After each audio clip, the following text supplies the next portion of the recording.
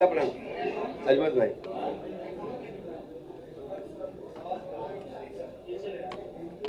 शुरू करें। क्या हुआ विजय? काय दुखी है? आप ये बात कर रहे हैं, आराम से करो। विजय तुम काय सीरियस हो? कोई बात?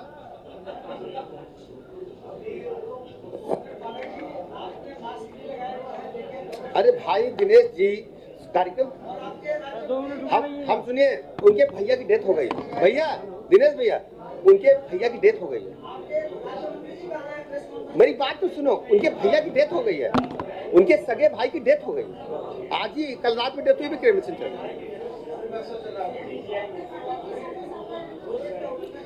हम गणेश जी का मंत्र पढ़ दें क्यों?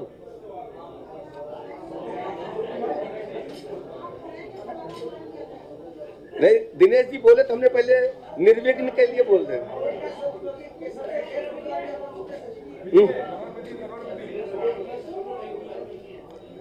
क्या हुआ राजकुमार जी? प्रारंभ करें? आप लोग रेडी? तैयार हो जाना तो उठा उठाना। सभी पत्रकार मित्रों को मैं बहुत बहुत शुभकामनाएं देता हूं, बधाइयां देता हूं और आभार भी प्रकट करता हूं कि आपने उत्तर प्रदेश सरकार के माननीय मुख्यमंत्री योगी आदित्यनाथ जी के पुनः सरकार बनने पर 100 दिन के जो कार्यकाल की उपलब्धियां हैं उनको बहुत प्रमुखता से पिछले दिनों प्रकाशित किया है। आज स्वास्थ्य विभाग एवं चिकित्सा शिक्षा विभाग के जो 100 दिन की उपलब्धियां हैं, जो लक्ष्य हमने तय किए थे, उनको लेकर के हम आपके बीच में आए हैं। 100 दिन के पहले जब हम लोगों ने लक्ष्य निर्धारित किए थे सरकार बनने के बाद, तो सबसे बड़ा लक्ष्य हमारे सामने था कि हमारे प्रदेश में जो संचारी रोग की बीमारियां हैं या विभिन्न जो डिजीज हैं, उनके लिए अच्छी प्रयोगशाला हमारे पास नहीं थी। उसके लिए भारत सरकार ने national centre for disease control की एक शाखा लखनऊ में खोले जाने का निर्णय लिया है। नेशनल सेंटर फॉर डिजीज की खास बात यह है कि वो सभी प्रदेशों में शाखाएं नहीं खोलते हैं। 5-6 राज्यों के बीच में एक शाखा होती, बहुत ही महत्वपूर्ण संस्था है जो डिजीज कंट्रोल के लिए एक प्रयोगशाला बनाते हैं। उन्होंने उत्तर प्रदेश की राजधानी लखनऊ को इसके लिए चुना है। हमें जो विभिन्न संचारी रोग है, विभिन्न डिजीज के जो रोग है, उनको रोकथाम करने में, उनको उपचार करने में बड़ी सहायता मिलेगी। इसके लिए लखनऊ में जमीन चिन्हित कर ली गई है और भारत सरकार के एनसीडीसी को जमीन स्थानांतरित करने की प्रक्रिया पूरी कर दी गई है, यानी एमओयू साइन करके जमीन हमने उनको स्थानांतरित कर दी है। और मुझे इस बात को बताने में प्रसन्नता है, शीघ्र ही प्रयोगशाला का निर्माण के लिए शिलान्यास होगा। जुलाई के अंतिम सप्ताह में प्रस्तावित किया गया है। जैसे ही तिथि निर्धारित हो जाएगी हम पुनः आपके बीच में आएंगे, लेकिन जुलाई के अंतिम सप्ताह में एनसीडीसी का सेंटर की जो प्रयोगशाला है वो जयती खेड़ा सरोजिनी नगर में बनना तय हो गया है। दूसरा सबसे बड़े महत्वपूर्ण सवाल, पूरे प्रदेश के राज्य कर्मचारी इस बात के लिए समय समय पर मांग करते थे कि कैशलेस चिकित्सा का सुविधा का लाभ उन्हें भी मिलना चाहिए। इसके लिए हमारे विभाग ने तय किया कि उनका हेल्थ कार्ड बनाया जाएगा। उसको आयुष्मान भारत योजना के सॉफ्टवेयर से संबंध हम लोग करेंगे और जिससे अब उनको नगद भुगतान की व्यवस्था समाप्त हो जाएगी, उनको कैशलेस इलाज मिल सकेगा। और ये स्वीकृत हो गया है और शीघ्र ही माननीय मुख्यमंत्री जी के माध्यम से इसका हम लोग शुभारंभ कराएंगे। लेकिन ये पत्रावली पर स्वीकृत हो गया है और पूरी तरह से कंप्लीट है। किसी भी दिन इस योजना को हम लोग प्रारंभ करेंगे, इसका शुभारंभ करेंगे। तीसरी सबसे बड़ी चुनौती हमारे सामने जो एम्बुलेंसेज चलती हैं, बड़ी संख्या में एम्बुलेंसेज हमारे पास हैं, जिनको 108 के माध्यम से हम संचालित करते हैं, लेकिन उसमें कई एम्बुलेंसेज ऐसी हैं जिनकी स्थिति ठीक नहीं है। यानी वो चलने की स्थिति में नहीं है।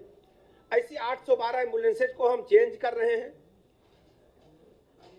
उनको हमने संबंधित जो कार्यदायी संस्था है जीवीके, उसको हमने सौंप दिया है, जिससे जो पुरानी एम्बुलेंसेज है उनके स्थान पर नई एम्बुलेंसेज हम चलाएंगे और उनको हमने सौंप दिया है। पुरानी एम्बुलेंसेज वापस आएंगी, उनको स्क्रैप हम लोग करेंगे।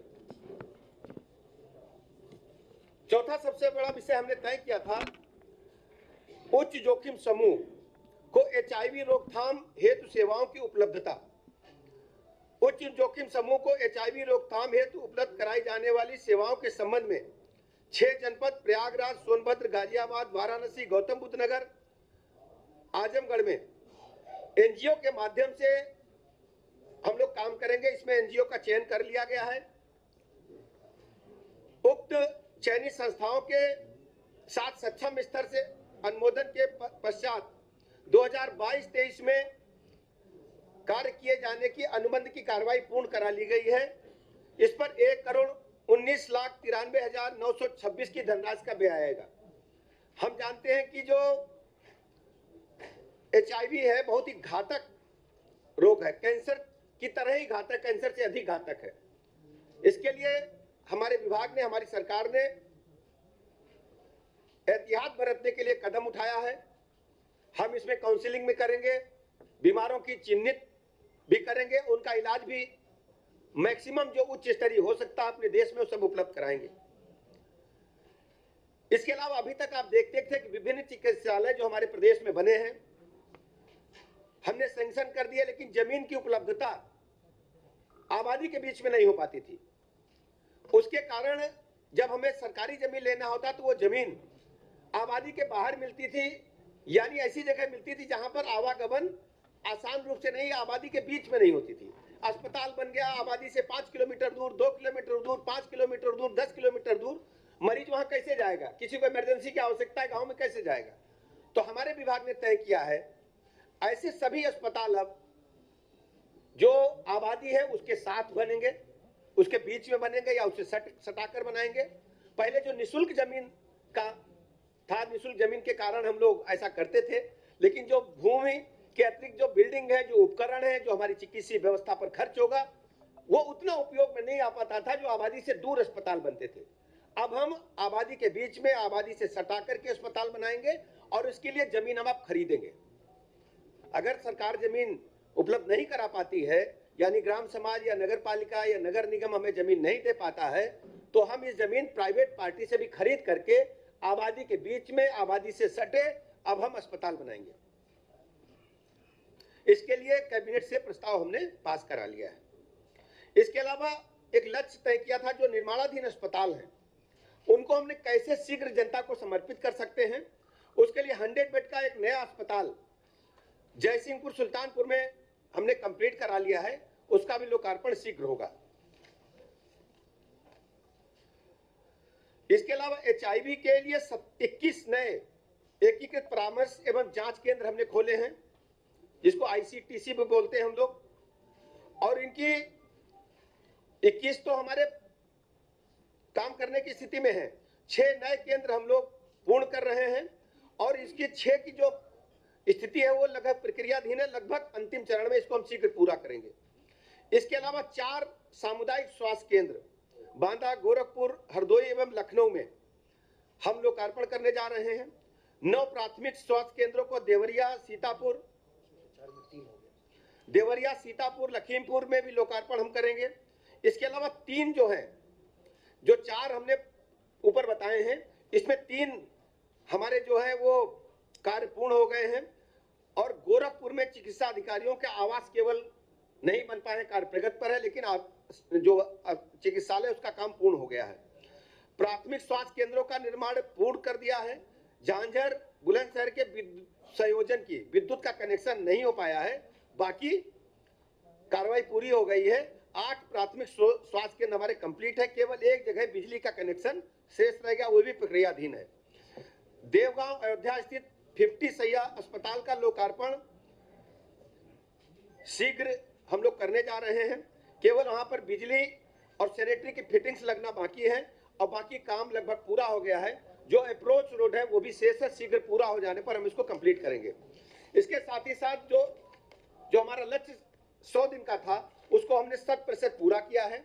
इसके अतिरिक्त जो चिकित्सा विभाग है इसने लक्ष्यों के अतिरिक्त भी काम किया है। लक्ष्य के अतिरिक्त लक्ष्य तो ये हमारा डेवलपमेंट को लेकर था, इंफ्रास्ट्रक्चर को लेकर था। हमारा लक्ष्य पूरे प्रदेश में जो भी पीड़ित मरीज है वो हमारे लिए भगवान है, हम उनकी सेवा भगवान की तरह करेंगे अस्पताल परिसरों में।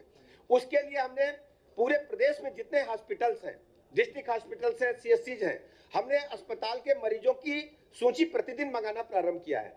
हमारे पास लगभग 1.5 लाख मरीज प्रतिदिन आते हैं।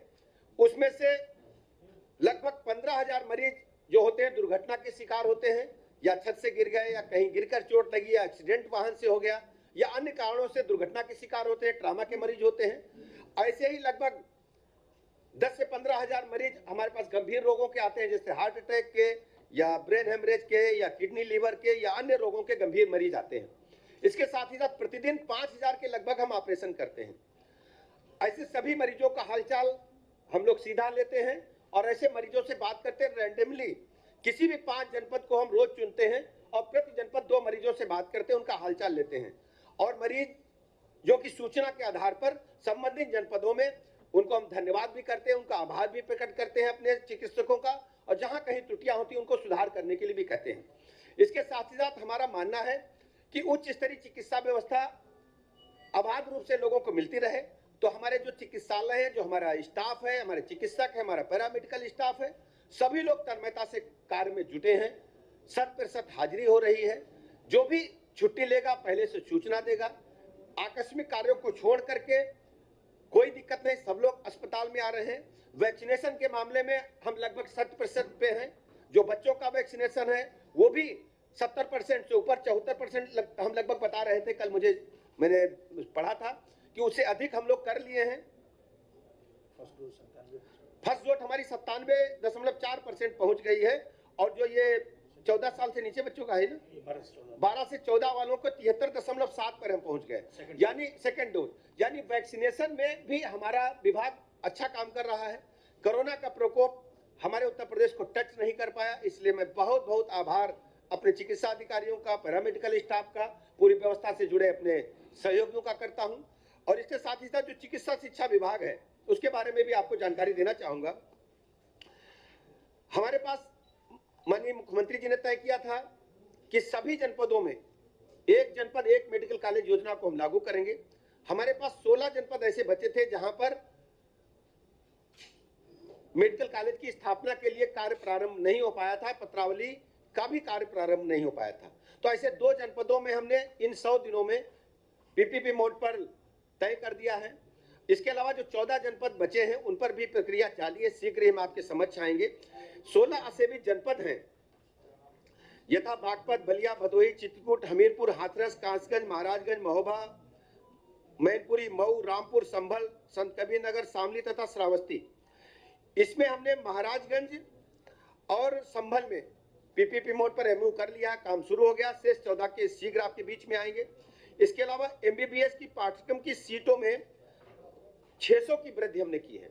हम सब जानते हैं कि जो हमारे चिकित्सक हैं उत्तर प्रदेश में आबादी के लिहाज से उपलब्ध नहीं है। हम अपने मेडिकल कॉलेजों में लगातार इनकी एमबीबीएस की सीटें बढ़ा रहे हैं, और इसके लिए विभिन्न कॉलेज संस्थानों में एमबीबीएस पाठ्यक्रम की कुल 1350 सीटें बढ़ाई गई हैं, जिसमें 900 सीटें राजकीय क्षेत्र में, 450 सीटें निजी क्षेत्र में बढ़ाई गई हैं। पीजी पाठ्यक्रमों की सीटों में हमने 725 सीटें बढ़ाई हैं, जिसमें विभिन्न मेडिकल कॉलेज संस्थानों में 573 एमडीएमएस तथा 152 डीएनबी अर्थात कुल 725 पीजी सीटों की हमने वृद्धि की है। नर्सिंग पाठकों की सीटों में 2400 की वृद्धि किया जाना। जो हमारी नर्सिंग स्टाफ है उनकी भी बड़ी संख्या में कमी है, तो हम वहां भी सीटें बढ़ा रहे हैं। इसमें निर्धारित लक्ष्य के सापेक्ष विभिन्न नर्सिंग संस्थानों में संचालित नर्सिंग पाठ्यक्रमों में कुल 7000 सीटों की वृद्धि हुई है। कुल 7000 नर्सिंग की सीटें हम लोगों ने प्रदेश में इन 100 दिनों में बढ़ाई है। पैरामेडिकल पाठ्यक्रमों की सीटों में वृद्धि किया जाना। निर्धारित लक्ष्य के सापेक्ष प्रदेश के विभिन्न मेडिकल कॉलेज संस्थानों में पैरामेडिकल पाठ्यक्रमों की सीटों में 2000 की वृद्धि हमने की है। विभाग के अंतर्गत कम से कम 5000 पदों पर रोजगार का सृजन किया जाना। निर्धारित लक्ष्य के सापेक्ष प्रदेश के विभिन्न मेडिकल कॉलेज संस्थानों में कुल 36,171 पदों का सृजन किया जा चुका है। विभिन्न मेडिकल कॉलेज संस्थानों में 36,171 पदों का सृजन इन 100 दिनों में किया है और जिनके सापेक्ष 3007 पदों पर भर्ती की कार्रवाई पूर्ण करा ली गई है। शेष पदों पर कार्रवाई प्रक्रियाधीन है। इसके अलावा प्रदेश के 41 राजकीय मेडिकल कॉलेज चिकित्सा संस्थानों में लिक्विड मेडिकल ऑक्सीजन प्लांट की स्थापना की कार्रवाई की जा रही है, जिसके उपरांत लिक्विड मेडिकल ऑक्सीजन की भंडारण क्षमता 420 किलोलीटर की वृद्धि हो जाएगी। प्रदेश के समस्त राजकीय मेडिकल कॉलेज चिकित्सा संस्थानों में मरीजों की सुविधा हेतु पारदर्शिता हेतु हॉस्पिटल इंफॉर्मेशन मैनेजमेंट सिस्टम का क्रियान्वयन किया जा रहा है। प्रदेश के 13 राजकीय नर्सिंग कॉलेज फेज 1 5 स्वशासी राजकीय चिकित्सा महाविद्यालयों में कुल 1037 पदों का सृजन किया जा रहा है। पूर्व में बीएससी नर्सिंग कोर्स मात्र राजकीय medical college Meerut, college of nursing Kanpur और राजकीय पैरामेडिकल कॉलेज झांसी में संचालित था। वर्तमान शैक्षणिक राजकीय मेडिकल कॉलेज गोरखपुर, आगरा, प्रयागराज व कन्नौज में बीएससी नर्सिंग कोर्स प्रारंभ कर दिया गया है। उक्त के अतिरिक्त 11 अन्य राजकीय मेडिकल कॉलेज में बीएससी नर्सिंग कोर्स प्रारंभ किया जाना प्रस्तावित है। राजकीय medical college Agra, Prayagraj, Gorakhpur, Meerut, Kannauj, college of nursing Kanpur तथा राजकीय पैरामेडिकल कॉलेज में झांसी में बीएससी नर्सिंग पाठ्यक्रम के सुचारू संचालन हेतु शैक्षणिक संवर्ग के 14 पदों पर संविदा के आधार पर नियुक्त कर दी गई है। उक्त के अतिरिक्त शैक्षणिक संवर्ग के 122 पदों पर भर्ती की कार्रवाई प्रक्रियाधीन है। ये सब चिकित्सा शिक्षा विभाग एवं चिकित्सा एवं स्वास्थ्य परिवार कल्याण के बारे में हमने 100 दिन की कार्रवाई आपके समक्ष प्रस्तुत की है। मैं आप सभी का बहुत बहुत आभार व्यक्त करता हूं। धन्यवाद।